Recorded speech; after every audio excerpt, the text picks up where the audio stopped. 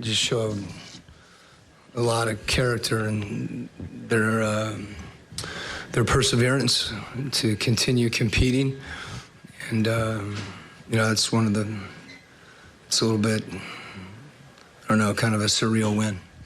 Finished it, and the way we played throughout the whole game and kept fighting was really good to see, because sometimes in previous years we would have probably laid down and just said it was a back-to-back or whatever, and tonight we didn't do that. We kept fighting and kept trusting what we've been doing, and just upped the effort on the defensive end, and it helped us.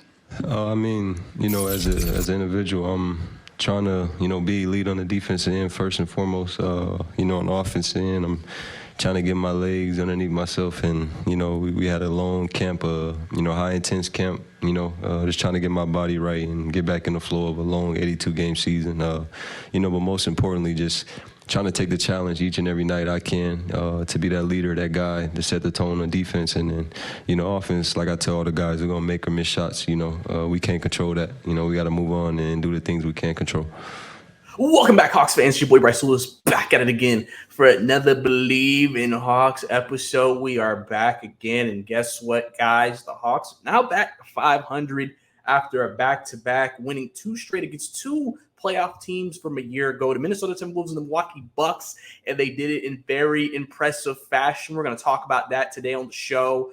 So we got a lot to talk about. Exciting times, man, especially the Minnesota game. Can't wait to talk about that. We're going to probably lead off with that. But before we do that, I just want to go ahead and get this out. Got to go ahead and get the advertisement out, Brad, for your channel.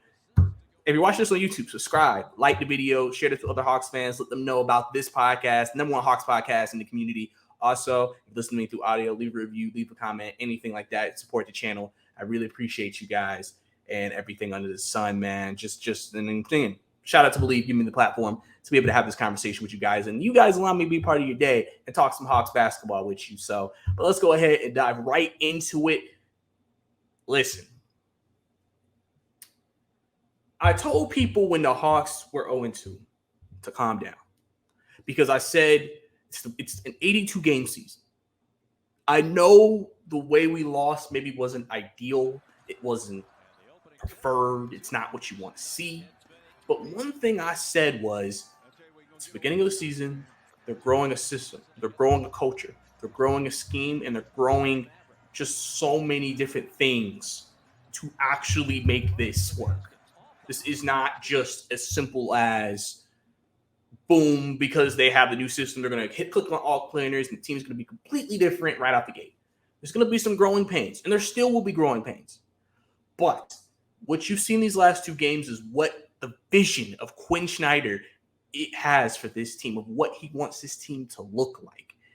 And listen, like I said, I'm going to start with Minnesota. Minnesota was in Atlanta Monday night. Hawks coming off a win over Milwaukee, which I'll break down later. And, back-to-backs are tough. They're always tough to play. You see teams usually rest players in back-to-backs just because it's a lot to play 2 NBA games, 48-minute games, 2 straight days in a row. Because it's just such a tiring game. You're using so many calories. You're up and down. And, the NBA is just a high-level sport. The Hawks came out in this game actually very, very sharp offensively. They were shooting pretty well. But Minnesota was just that much hotter. The Hawks defense let them down the first half of this game. Hawks, I think, had the Timberwolves were shooting like 60-70% from 3 in the first half. And that's like, if a team's shooting 60-70% from 3, they are probably whipping you. Wish they were. Hawks were down by 19 at the half. And then it happened. Jontay Murray came alive. 22 points in the third quarter, outscored the Minnesota Timberwolves by himself. Did not miss a single shot in the corner. Went perfect from 3, the 3-throw line, and 2s. Jontay Murray cut into the lane, getting layups, mid-range, getting any shot he wanted at any point in the game. Just dominating. Put this team on his back to make sure they wouldn't lose a game like this. We haven't seen a performance like this in a while. But you may be able to say Trae Young's end of the fourth quarter in the playoffs against Boston last year in Game 5. But in terms of an entire half being controlled by one man, Jontay Murray was that man, and it was amazing and a beautiful sight to see for Hawks fans, as that led a comeback from being down 19 to coming all the way and beating Minnesota. And not only just beating Minnesota, you beat them by 14 points and were able to play your cleanup crew, your third stringers. Usually, if you're down 19 at half, you're probably fighting to the end of the game. And if you bring out your third teamers, it's probably because you just couldn't make up the ground and it was just time to put the white flag up. For you to be down 19 and to be up so much that you can get your third teamers out with a couple minutes left in the fourth quarter, that means a complete overwhelming just happened. Minnesota looked shocked. Minnesota looked completely just taken aback by the fact that they just allowed that to happen. Jontay Murray did it on both ends too. He didn't just do it offensively. He did it defensively too. He took the challenge of taking on Ant. Ant was hot in the first half. Ant is a heck of a player. Anthony Edwards, man, if you know who, you know he's a dog. But for the second night in a row, Jontay Murray took the defensive challenge of one of the best offensive players on the other team and did a fantastic job. Fantastic job. Jontay Murray, man, Quinn Snyder before the game called him the Ray Lewis of the Atlanta Hawks. He's our Ray Lewis. He's our guy, our leader, our energy, our heart. And in a game like this is why he said that, because of what he did to get us back. And then also having more team basketball. Jalen Johnson playing defense. Duncan, Trae Young still didn't have the greatest efficient shooting night, but still played well. I believe he had 22 and I think he had 10 plus assists again, which he's been trying to still affect the game in different ways outside of scoring. If his shot's not falling, you got to be able to affect the game in different ways, and Trae has been able to do that. He's been able to affect the game, just put more effort in defensively, passing, trying to help with rotations. All of those things matter. Yeah, Trae Young's stat line actually wasn't 10 assists, but he had 24 points, 8 assists tonight. You know, DeAndre Hunter. I mean, we got to give love to DeAndre Hunter. A lot of people were ready to get rid of DeAndre Hunter after the Charlotte game because he did not have a great game. But ever since then, he's been pretty consistent. Tonight, 16 points on 6 of 10 shooting, 3 of 5 from the 3. Efficient, and he's playing defense. That's all you want from DeAndre Hunter. If he's giving you 15 to 18 tonight, playing really good defense, and doing it on efficient shooting, what's the issue with DeAndre Hunter then? What's the issue? There is no issue. I mean, Clint Capella, we can get to that. I mean, he didn't have really the best game tonight. Okongwu played more minutes than him. He played 24. Capella played 23. Okongwu was 3 of 3 from the field, 4 of 4 from the free throw line, 10.7 rebounds. Bey off the bench, which I feel like the bench role for Bey is just better for him. There's just some guys who play better as bench guys and starters, and Bey right now for us just plays better off the bench with that second unit. He had 11 and 6. Played some good minutes tonight. Bogey actually didn't have a great night shooting, 3 of 10 from the field, 2 of 7 from 3, but 4 assists. Quinn Snyder, that's one thing he wanted to instill into Bogdanovich, is a guy who, was able to, still impact the game in different ways. He's more than just a scorer. And then AJ had 6 minutes tonight with 3 points. So, I mean, the game it was incredible. Like I said, to see Jontay do what he did, and just it probably was his best game as a Hawk in that uniform.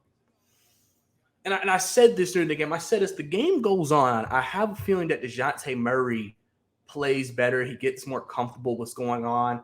Listen, this man is a student of the game. He's committed to the game. He wants to put in the work that is needed to be great. And you can never question that man's work ethic.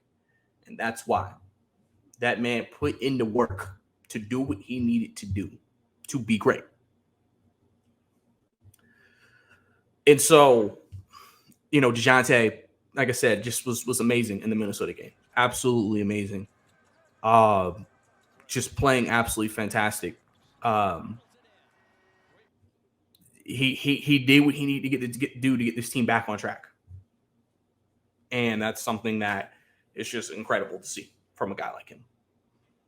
I mean, even in the last game, he had a pretty solid game in Milwaukee too. And the thing about DJ that's funny is, Snyder wants the team to put up more threes, and Jontay to start the season was struggling a lot from three. I think he didn't make his first three until Milwaukee on Sunday. But the one thing he was able to do, he's been able to cut to the basket, layups, tested shots around the rim, in his patented mid-range, a mid-range assassin. He's had that. He's been able to do that. He's been still able to do that and do it effectively. And that's really what helped him have the game he had tonight. He was able to get to his shot, his spots on the floor the way he wanted to. He only took 5 threes and scored 41 points and only had 4 free throws. So that man basically was just 2-point shotting them to death. And Minnesota had no response for it. After they were just unbelievably hot in the first half. And then they just became so cold. The Hawks picked up their defense. DeJounte went crazy. In the second half, the Timberwolves only scored 34 points. That's it. 34 points. The Hawks scored 67.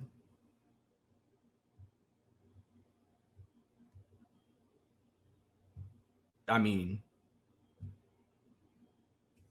that is a complete beatdown and a complete turnaround of what we saw, even in the first 2 games. And you saw the work that has been getting put in, the vision of what Quinn Snyder wants. You saw all that in the second half and then in the Milwaukee game on Sunday. Now you're back at 2-2 if you're the Hawks. Now let me touch on that Milwaukee game. Milwaukee game was the first win of the season. Hawks going into that game needing to win. People were worried. Oh, you're playing the Milwaukee Bucks, a team that's supposed to be a perennial NBA Finals contender. You're at their building. You're not playing well. Oh God, this could go really bad. Hawks were able to quiet that early. Came out the gates playing well. Won the first quarter, 31-25, and never looked back. Bucks were able to get back within 1, but the Hawks made a run to get it back up to double digits and never looked back. The Hawks just really basically outplayed Milwaukee in their building. Jontay Murray, like I mentioned, shut down Dame Lillard. He had 6 points and then also had 6 turnovers. He had the same amount of points and turnovers, all because of Jontay Murray and just the help defense that they were giving all together from the Hawks. That should tell you a lot. I mean, really, outside of Giannis, Malik Beasley had a pretty decent night, but nobody really was beating them like that. Bobby Portis had a pretty solid game, but again, Bobby Portis, you're not. If there's anybody you want on the Bucks to beat you, is Bobby Portis, because you don't think Bobby Portis is going to beat you in a game. But Hawks did what they need to do. They won that game 127-110. Again, Trey had 20, DeJounte had 15, Jalen had 14, Clint had 12, DeAndre had 15, Bay had 13, Kongu had 17, or actually the 14, and Bogdanovich had 17. And AJ had 6. Even scoring.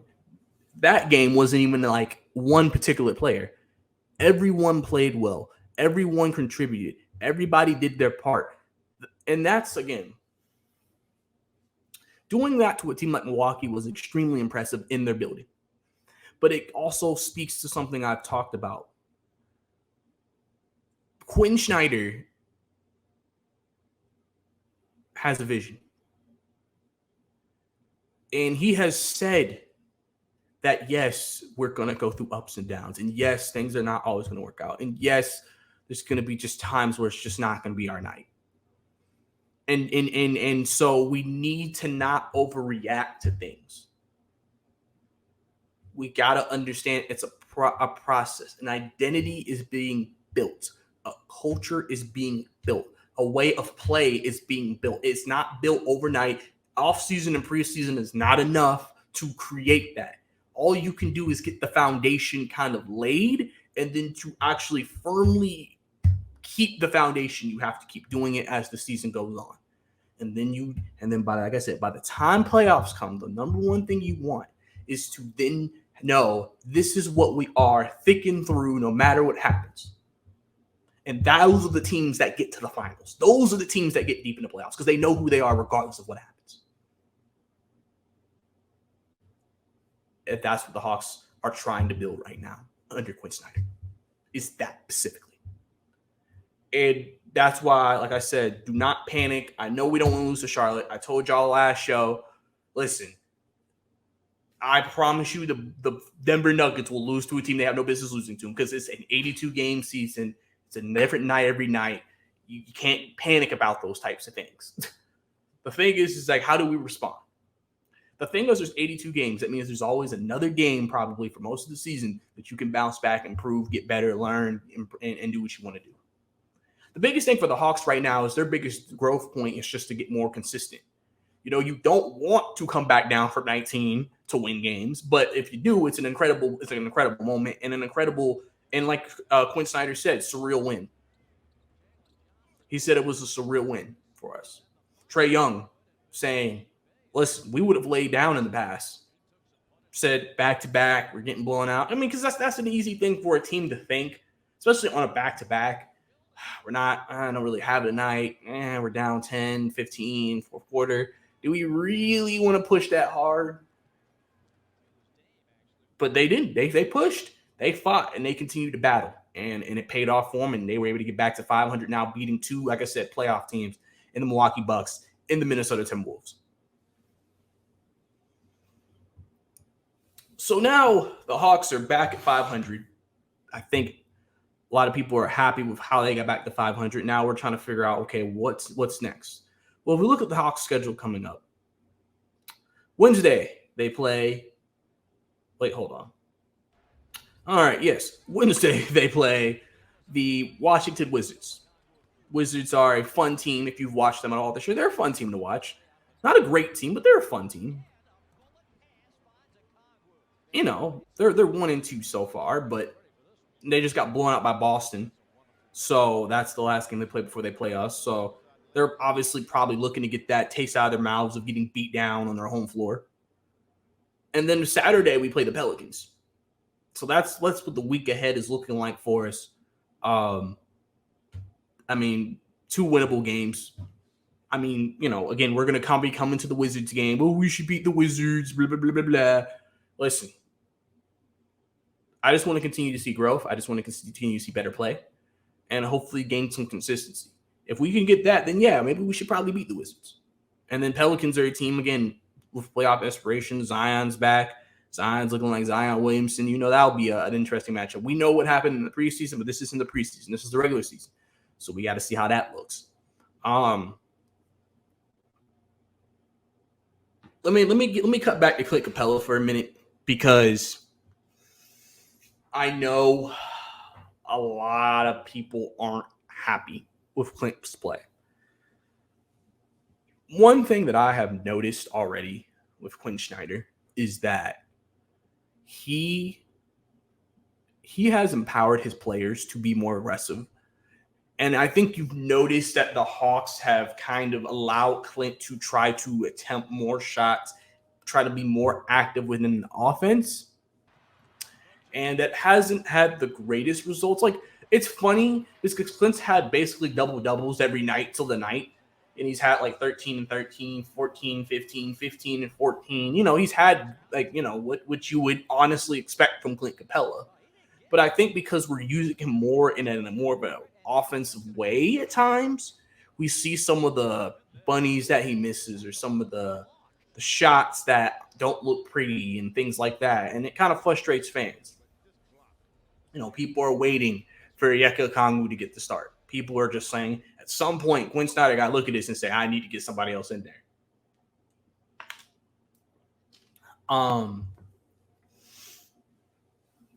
And I get everybody's frustration with Clint. I'm also kind of like, why is Clint doing things like that? He tried to do a hook shot tonight. Don't go bear. And I'm like, what are we doing here? Like, Clint, that's not who you are. I mean, listen, it may not work out for him statistically, but I mean, I am glad that Quinn Snyder has empowered players to do that because that just shows he wants everybody to try to be the best they can be and no one needs to be held back. Because under Nate McMillan, He did not empower players to be the best they could be. He didn't. There's just no other way around it. He did not. Players have kind of hinted at that. Jalen Johnson is the prime, literal prime person for that. This man get no confidence from Nate McMillan. You see what happens in the Quinn Snyder, who also moved him to the starting lineup during this 2-game winning streak. And so, the Hawks, man, I know how we're feeling about Clint. I know, but listen, let's just continue to work with it. We'll see how things evolve. Quinn, seems like he really just wants to see how the guys adapt to what he's doing. There's a reason why he was excited to coach this team. That's why he didn't really feel like there needed to be a lot of changes to this team, because he's like, I think I can work with what we have here. He feels like what a lot of these guys need is just the ability to be coached and put in position to be successful, because they may have not been put in that position the last couple of years. And so we've made these judgments of these players under a coach who did not really embrace development, embrace maximizing talent, embrace that. And so we're just thinking the players aren't good, but now Hunter's playing more consistent. You're seeing Jalen Johnson seems like he's taking the next step, and that's made him look better. I mean, Jontay looked fantastic tonight. Trey's the only person that you may feel like is like still struggling to get where he needs to be and get his shot right. But I mean, even Quinn Snyder said before the game against the Minnesota Timberwolves, the guys have had to be a little uncomfortable, because what Nate McMillan has instilled in this team the last 2 years was that Trey and DeJounte carry the ship and lead us to the homeland. So they knew it was on them to do it. And I've always said this about Trey. You have to understand, when you've been asked for years to carry a team like that, to basically be the offense, to be the guy, to make sure they are good, to make sure everybody gets involved is on you. It's not going to be easy when you actually have a coach who's like, Trey, I want you to be the playmaker and a scorer, but Trey, I feel like we can also run an offense or a system that if you only have 20 and 6 that night, and as long as you're playing defense and doing everything else, I think we'll be fine. That could be tough, because now he has to learn how to pick his spots better. When does he need to be that guy? When does he need to step up and take over? And he's admitted that he doesn't have a shot right now. And we've seen that, and we're still hoping for that. And that's what makes these wins even more impressive, is Trey still hasn't had his best games, and we've beaten 2 playoff teams. That's what Quinn Snyder wants. He wants us to be able to still be able to play at a high level, even if our star isn't at that level. Because sometimes, like I said, 82-game season, Trey's not going to be on every night. DeJounte's not going to be on every night. They both might have an off night. They weren't on the Charlotte game. Only issue in that game is we just didn't get enough from other people. And I felt like our defense let us down in that game. But now, I think our in 7-3 Atlanta. We don't have to have Trey. Good pass here by Trey. Capella. Like there really was a time when Trey had to. Trey fakes to behind the back, now delivers the ball to Jalen. You watch this team, and he buries a 3. I feel like we have to have Trey give us 30 and 10 to win. Probably not. And that, to me, is what is different and what he's trying to help. Because he's like, Bay is a talented player. He can score. Bogey, he, for the most part, has been very, very solid off the bench, giving us 15, 16, 17 a night. I mean, Hunter, he had a 27-point game against the Knicks. He could have a big game. Jalen Johnson had 21 against the Charlotte Hornets. Like, Jalen could have a big game. Like, you have guys who are capable of picking up slack. You know what I'm saying? Who are capable of being within the role of the offense and picking up that slack and playing very well. And then tonight, or Monday night, DeJounte, same thing. And that's ultimately what he needs. I remember there was a comment that was made during the Hornets game. Maybe it was in their pregame show. They talked about Quinn Snyder saying, when a guy would take a charge, I want y'all to cheer. Think about that for a minute. What Quinn Snyder is trying to instill into these guys is if you make winning plays deserve to be cheered. Winning plays deserve to be praised. Because if you continue to make those, it's almost like it's like you're training the players. Like every time you make a winning play and you've helped the team, you will be recognized. So you're kind of almost in a way teaching them, keep making winning plays, we'll keep having success, and that will lead us to the success that we want. That is something that, it seems like such a small, minor detail, but it means so much. That's why I said this about Trey. I said, shot been off, man, but he's been fighting defensively. He's been playing hard. He's been trying. He's been taking charges, even though no ref will give him that. Like he has put in a lot of effort in other parts of the game than scoring. And before, one of the big complaints some people would have is that he really didn't do a lot outside of scoring. He didn't play defense. He still has passing, but he really didn't do anything else. He didn't really create turnovers. He didn't do anything to really make up for if he was off. Now he's doing other things. So even if he's off, he can still contribute just as well. I think that's something that Jontay is thriving at right now. Jontay last year people were souring on him as a defender because he struggled a lot. And I think a lot of that was just the type of defense we were playing and things like that. And I think under Quinn, you've seen this resurgence defensively of the Jontay Murray that we thought we were acquiring from San Antonio. And now against two great offensive players has played some of his best defensive basketball. That's not a coincidence. Jontay didn't just learn how to play defense. There's so many details and there's so many different things that come into the game that we don't talk about, that we don't address, that as fans we don't think about. We just think they ain't play defense, they ain't trying, no heart, no energy. But sometimes it could just be scheme. Sometimes it could be told they're telling you how to defend and it's not correctly. And the thing about it that I said in that first half is in Minnesota, I said the big issue is that the Hawks, the way they play a very aggressive style of defense. And so the key to that defense working is communication. And that's something that has to be developed. That's not something you will get immediately, especially the type of defense Quinn Snyder wants them to play. That is not a defense that you could just do overnight. It's going to take time, reps, execution, dedication, trust to be able to do it. It's a very trust-heavy defense. Communicate and trust.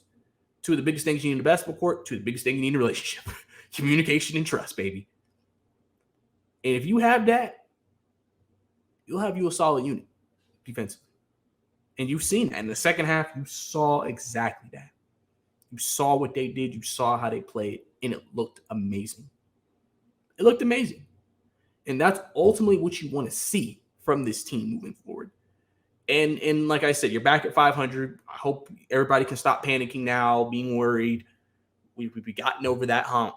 Now we just got to continue to build, continue to grow. We're only 4 games in. We got a mid-season tournament coming up. By the way, I don't know if you guys seen the mid-season Curdy Court. You can go on my Twitter, Bryce_2K, to see it, or Atlanta Hawks Twitter, Facebook, Instagram, to see the in-season tournament court they've unveiled for all 30 teams. If you want to look at that too, kind of goes of our city edition uniforms that are apparently blue and black this year or whatever, blue and whatever. So I kind of like the court. I'm not going to lie. I mean, I know some people aren't feeling it. I kind of like the court, but because, it's kind of funny to say, but I mean, guys, we got a tournament coming up here that we got to actually get ready for.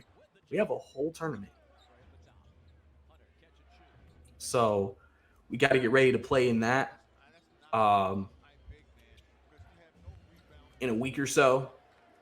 Actually, I don't actually know when the end season. I think it's starting up really, really soon. Like, I think the in-season tournament is starting like super soon.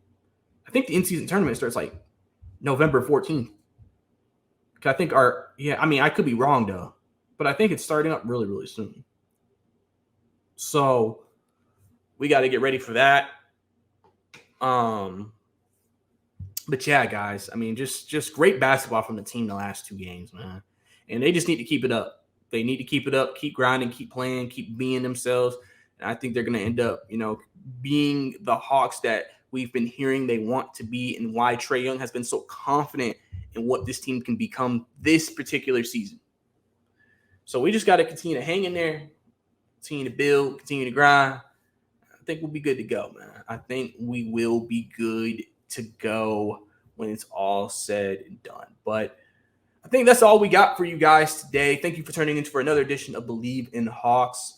Like I said, guys, don't forget to follow me on social media, Bryce_2K. You're watching this on YouTube. Don't forget to subscribe, like the video, share with your friends, let people know #1 Hawks podcast in the community to tune in. Also, listen to this through audio. Don't forget to leave a review, rate the podcast, everything under the sun. I appreciate all you guys tuning in. Let me talk to you about Hawks basketball and everything like that. I got some plans coming up in the future. I said I might start live streaming at some point, so that's something that we definitely can get going, so I can have you guys become more interactive in these shows as well. Super chats, things like that coming. So just something that, keep an eye on moving forward. But overall, guys, really happy about what the team's done the last 2 games. Really excited about what's to come and excited to continue on this journey that we're going on right now with Hawks basketball. But that's all I got for you guys. It's your boy, Bryce Lewis. This was your Bleav in Hawks podcast. I'll see you next time. On to the next. Never too high, never too low. Go Hawks. Another one. Winning feels better.